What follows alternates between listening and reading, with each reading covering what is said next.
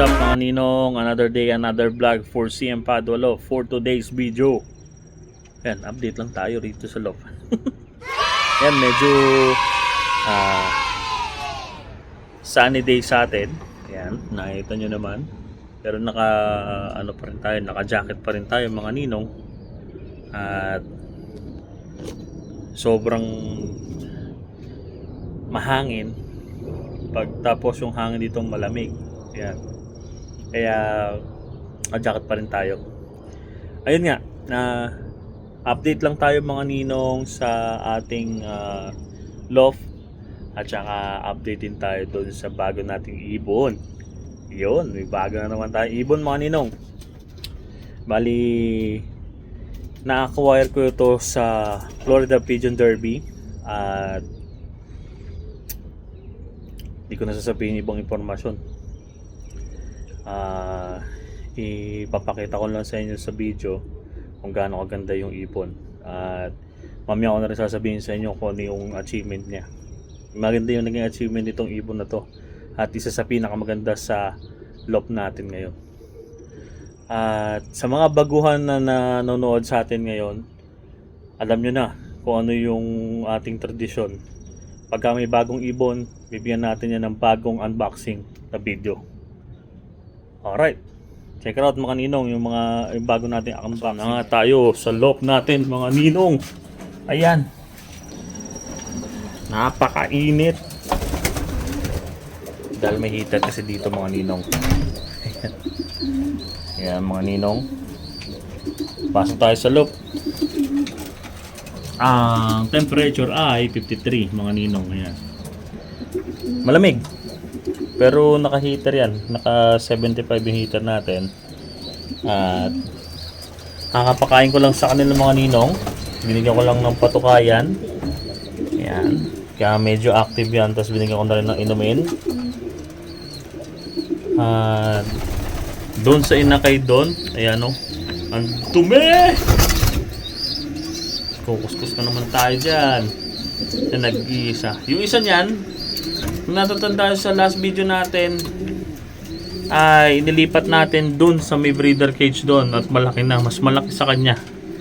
Pero konti lang ang pagitan din. Papakita ko sa inyo yung mga ninong mamaya. Okay? Tapos yung may mga inakay din tayo rin sa baba na yon. Lilinisin ko mamaya yung yung nasa taas na yun, tsaka yun nandun sa last na level o nasa sa first floor kumbaga. Ayun, fifth floor yun.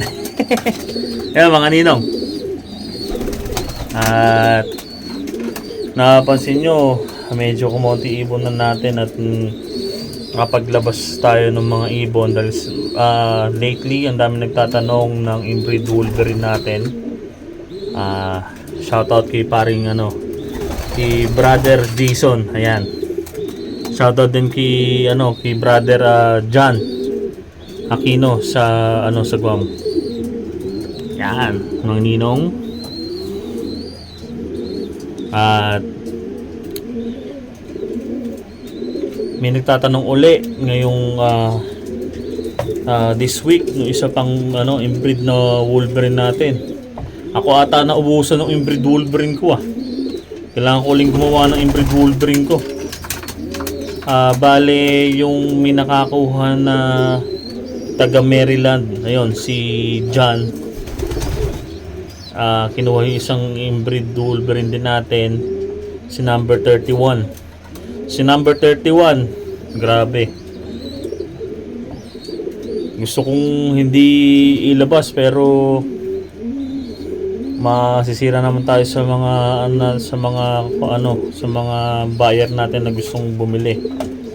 Ipinost natin tapos hindi natin lalabas. Kaya yun, na ilabas natin si number 31. Ang natitira na lang dito ay si number 45, which is hen. Guting hen naman. Kaya lang wala na akong cock na na available. Meron nga ba? Wala na ata. Meron, pero meron, kaso ang may-ari na nandito, taga Philippines na yung may-ari nito, si number 34. Kung hindi ako nagkamali, si number 34 yon. Kasi napunta kay yung number 35 napunta kay kay Brother Jason. Ayan. Tapos at yung meron din tatlo na mapupunta uli kay Brother Jason. Ayan. Na ibon na ipapadala ko sa kanya. Secret muna yung iba. Sabi nga. Ayun mga ninong, ang situation natin sa stockbird. Ayan nga, sabi nga parang kumonti na nga.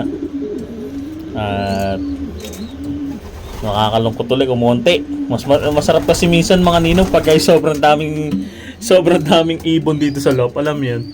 Kasi ang problema, napakahirap namang i-maintain din. Dahil una-una, kailangan malinis ka. Pangalawa, sa patoka, kailangan madami rin yung pondo mo sa patoka. Pero masaya ka pagka nakikita mo yung mga madami kang ibon. Ayan. Kung sa tansya ko wala na tong mga 40 siguro. Ayan. So bali dito tayo sa breeder cage natin. Ayan mga ninong. Bali sa ngayon, pinakawalan ko itong number 4 na pair natin at para makapag-relax kasi hindi ko pa to nakikitang nangingitlog sa totohanan lang. Kaya ang ginawa ko, binuksan ko muna. Ayan, papasukin muna natin para ma-showcase muna natin. Yan mga ninong. Pair number 1. Pairing ni Erica Legacy 2.0 tsaka ni Igris. Tinanggal ko yung itlog. Last 3 days ago na. Tapos, ayun na, nilagyan ko na uli ng bagong itlogan. Hopefully, maglabas uli ng fertile yung itlog nila. At kung hindi aabot, palagi ko hindi na aabot sa Florida to. Florida. Shoutout sa iyo, paring Jan Aquino. Pare, hindi tayo pinala dito sa natin sa pairing ni Igris at ni Erica Legacy. Ayan. So bali sa Florida ko na lang to gagamitin yung kung mangingitlog. Tingnan natin kung ano ang ating gagawin dito sa sa pairing na to, nalalabas dito. Okay. Pairing number 2. Bachira Cross Albedo. Ayan, si Albedo ang pinangalan ko dito. Kasi Ains ang pinangalan ko sa kapatid niya, which is andun si Ains ngayon. Si Tasa, yun! Sa taas doon. Yun. Ayan. Sasabihin sa inyo kung bakit nandiyan si Ains. Ito si Albedo. Ayan. Kapare si Bachira. At pisa yung itlog niyan. Isa nga lang. Tinanggal ko na yung isang itlog kanina. Tapos, ayan. Kamisa nga. First time na maging nanay niyan. Sana maganda yung resulta. Tapos, so yun nga mga ninong, pair number 3 tayo. Ayan. Bali yung golden pair ni Sir Mike Ganos, ayan. GFL si Altir. Tapos si Guardian Dating, ayan. Ito anak nila ngayon. Medyo malaki na. Yan. Shaker doon lumabas. Mana sa nanay tatay. Yan. Pair number 4 natin. Ito nga. Ayan hindi pa rin makulit pa rin. Hindi pa rin mga nangitlog mga ninong. Pero binigyan ko ng bagong itlogan. Nakakadalawa na ako ng itlogan ay ng nest pad na pinalit sa kanila. Puro ganyan. Tapos dudumihan lang nila. Pair number 5 natin mga ninong. Ito. Ayan.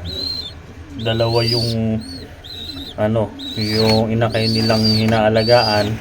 Pero ang original lang sa kanila dyan ay ito mga ninong. Ito. Yan. Itong ano to. Isa na to yung dark check. Parang hindi nga dark. Parang ano. Parang ano eh. Black na black eh. Ang dating. Titingnan ko mamaya mga ninong yan. Ito kapatid to yung kanina nung sinabi ko sa inyo na nandun sa ano sa Stockbird mga ninong. Ayan.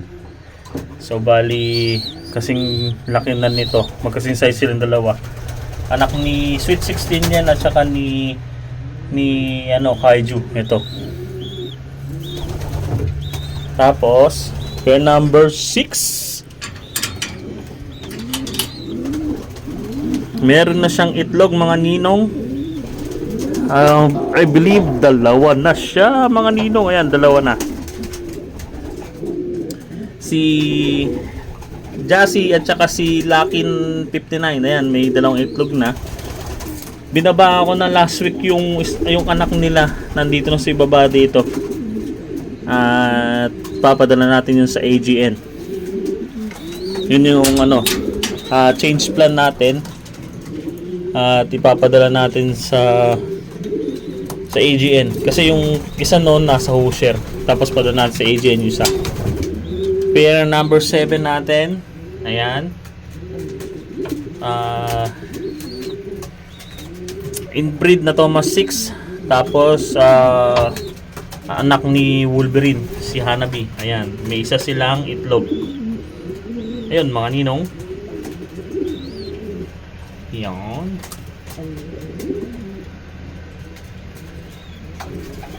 Ganda nung dalawa na ito ah. Ganda ng parisan nila. Tapos di tayo mga ninong sa pair number 8. Si United Cross GFL 704. Anak ni Sunfire. Apo anak ni Sunfire. Pero apo ni ano to ni Thomas 6. Meron niya isang inakay. Ayun. Papadala natin sa Hoosier yan kung aabot sa May 10. Hanggang May 10 pa naman yung Hoosier. Titingnan ko kung aabot itong anak ni United sa Hoosier at saka nila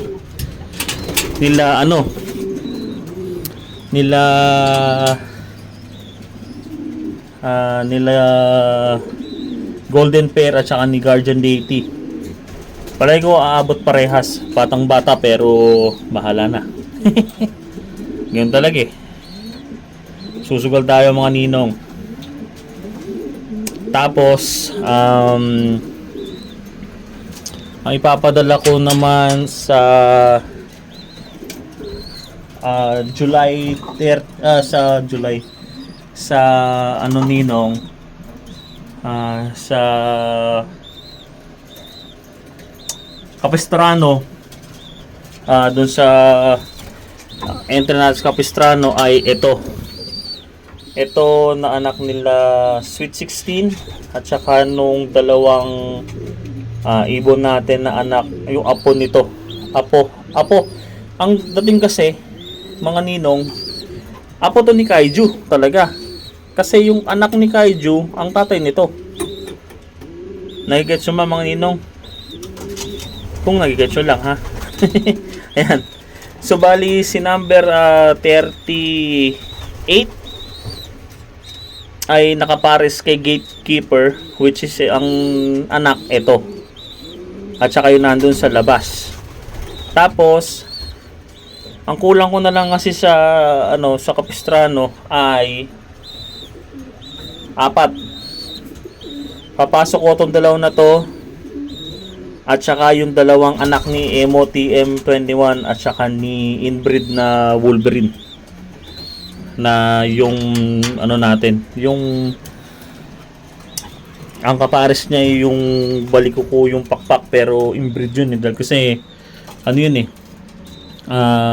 sumobra ng pagka-inbreed kaya ganun ang nangyari sa kanya. Pero napakaganda ng mga naging anak. Sinilip ko kaninang umaga nung pagdating dito kasi nagbigay ako ng vitamins sa mga inakay. Grabe maganda yung dalawa doon. Maganda yung alaga ni maganda yung alaga ni MOTM21 at saka ni yung balik ko yung pakpak. Napakaganda rin ng mga pakpak. Yan mga ninong. So ayun yung ating video for today. At dito sa sa lock. Bali ipapakita ko na sa inyo mga ninong kung sino yung bago nating ibon at saan sa galing. Okay? Mga ninong. Yung ibon natin na galing ng So yun mga ninong, huwag niyong gagayahin yung unboxing natin na yun. Mga pawang professional lang gumagawa niyan ng mga bugok. Ayan, so bali, biro-biroan lang natin yun. Wala na doon yung ibon. Dahil nailabas ko na, andun na sa kulungan. Hindi natin pinapatagal doon sa box yung ibon natin. Ayun lang mga ninong, good vibes lang tayo. Ayun mga ninong, ay ito na nga, nakuha natin yung ibon na doon sa pinakamalupitan natin na unboxing na ginawa. Ganyan sana yung mga ginagawa natin unboxing. Yun ang mga malakasan na unboxing at saka yung malakas na pakulo. Pusit na unboxing. Sinira lang yung kahon. Ayan mga ninong, nakuha na natin itong ibon. At nakakatuwa itong ibon na to kasi out of parang 3,500 to 4,000 na ibon. Pang 55 o 51 siya sa 350 miles. At maganda ginawa niya sa race dahil nanalo siya ng 5,000 I believe. So yung ibon, ayan mga ninong, ito yung bago nating ibon. At Grizzle mga ninong, Grizzle siya, ayan. Grizzle mga ninong. Ayan, no? Kung nakikita niyo mga ninong, ang ganda nung itsura. Ito yung mga ninong mata. Oh, ayan na. Ay lapit natin. Ganda ng mata niya. Yan. Ganda rin ng muscle mga ninong. Sa tohanan lang, maganda yung naging muscle nitong ibon na to. Hindi pa siya yung nakaka-recover na mabuti. At gawa ng na-receive ko siya ng kahapon lang. Kahapon. Ayan mga ninong. Ang ganda ng ibon na to. Sa tohanan lang. Compact yung katawan niya mga ninong. At bonus na lang yung kulay. Ayan. Nakita niyo mga ninong. Ito yung pakpak niya.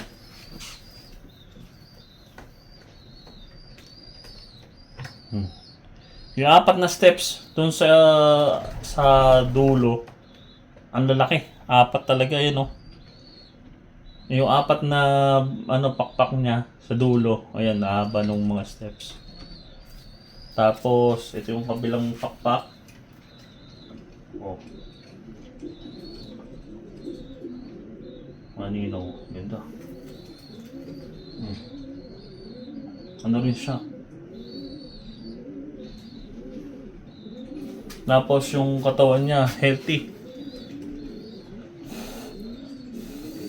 Yan ang mga ninong, oh.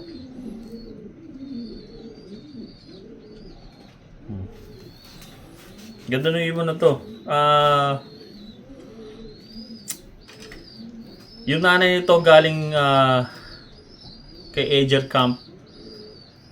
Tapos parehas din naman kasi Goid Grease. Ang nanay Goid Grease. Kung di ako nagkamali. Ay hindi. Ang tatay Goid Grease. Tapos ang nanay ay Ager Camp na hindi pa natin nakikita yung pedigree. Ayan mga ninong. At kung papala rin, gagamitin natin sa breeding for this year. Kung kaya pang humabol at ilapasok natin yung magiging anak nito sa Florida Derby. Titingnan ko kung pwede ko siyang ipares kay Ains. Kasi si Ains ay nilagay ko na doon sa may breeder sa breeding station. Titingnan ko kung magkakasundo silang dalawa. Si Ains ay kapatid ni Guardian, full brother ni Guardian Deity. Full brother. Tapos, gusto kong ipares dito. Comment kayo mga ninong kung ano yung pwede natin ipangalan dito sa ibon na to. Hindi ko alam kung ano pa pwedeng pangalan eh. Something na kala mong connect sa snow. Kasi, tamo parang snow yung itsura ng ibon. Ayan, yung kulay ng ibon na to. Ayan. Kaya, comment kayo mga ninong kung ano yung pwede natin ipangalan dito sa ibon na to. At, papagawa natin ng pigeon ID din. Para maganda. Ayan. So, yun lang mga ninong yung bago nating i-review dito sa loft. At huwag nyo na may babash. Pinapakita ko na nga sa inyo mga ninong yung ibon natin. Dahil babash pa ako, sabihin nyo, niyayabang yung ibon. Hindi no, pinapakita ko sa inyo. Iba dyan talaga kasi minsan hindi